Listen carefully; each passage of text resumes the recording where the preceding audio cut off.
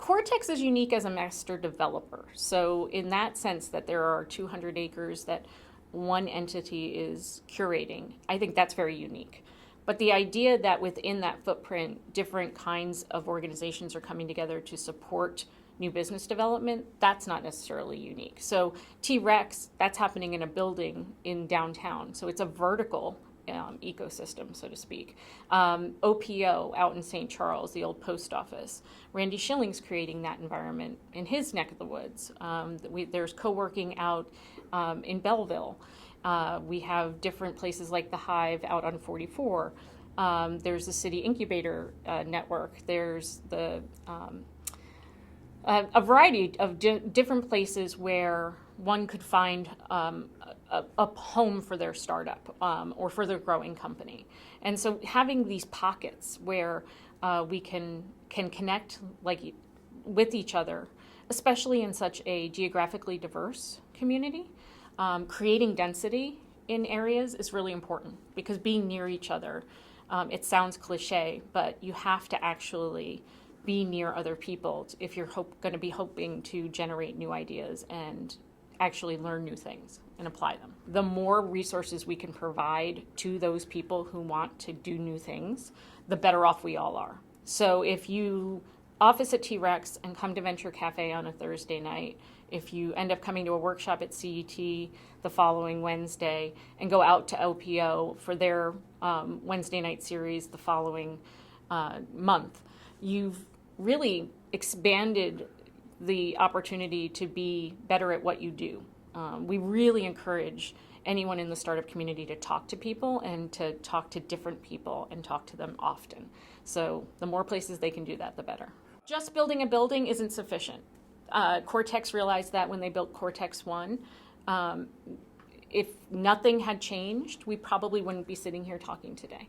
In 2010, when Dennis joined Cortex, the master plan was revised. And so it really became not just an urban research park, but a live, work, play, learn environment. And that's very different. And that means that we have to have physical structures where people can work and live and play and learn, but that there has to be things going on in them that make that worthwhile.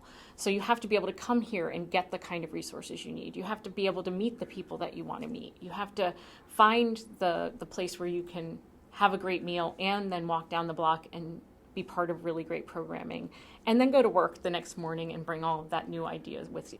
Well, I think part of what's really special is that Cortex has a hand in making sure we're all in the right seats, either on the bus or in the orchestra, however you choose to look at it, but doesn't really control what happens after we sit down. So how you play your instrument is up to you. So the 250 companies that happen to be in the district today, they're independent companies doing their business their way. We're providing lots of different support services and opportunities for them, and we've made a community where they want to be. That's Cortex's responsibility, to create that community where they want to be. But after that, it's be who you are. So that is a very interesting combination of factors coming together. A lot of folks think that Cortex is a very big corporation with a lot of employees. There's about 8 of us.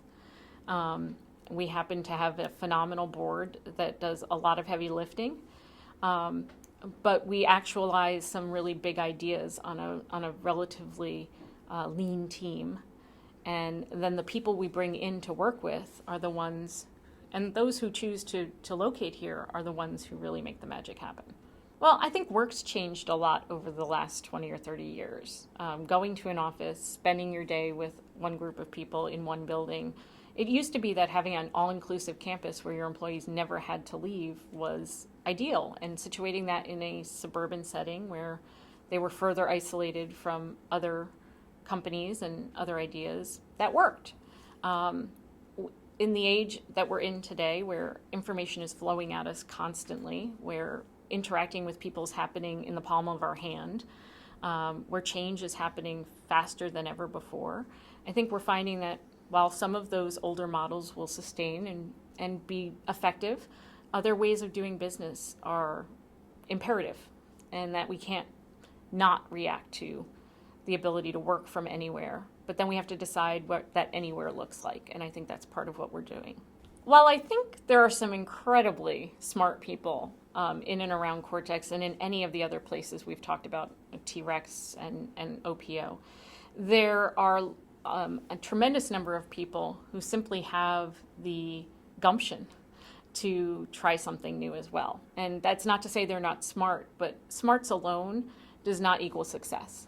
So when a PhD has developed a new methodology for treating a disease or a new device that could be used in the market, that PhD still needs an accountant. They need a lawyer. They need an office where they can work. That office needs to be clean. It needs to be serviced by a whole variety of people who make it so that life is conducive to their idea going out in the world. So my hope is that there's a place for all of us. I have a degree in political science. I mentor entrepreneurs. 20 years after getting that degree, I've gone back for my MBA to validate all the things I've learned in my practical day-to-day experience. We don't know where all of that's going, but I do know that if we can look broadly and say, rather than this is not the place for me, that I wonder where I might fit, if we can ask that question, I think that more of us will partake in what is going on here.